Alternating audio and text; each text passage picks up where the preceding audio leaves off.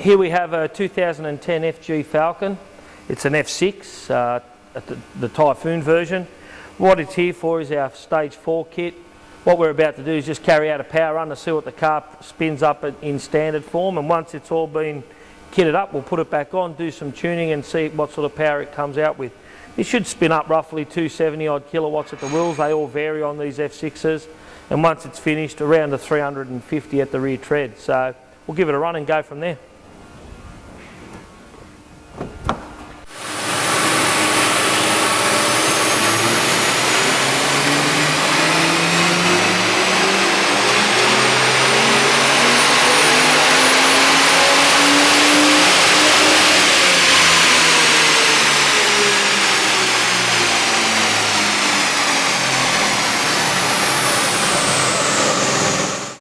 So there we have it. In standard form, the car just produced 266.7 kilowatts at the wheels. It's got a nice even torque curve, roughly around 5,000 newtons at the wheels.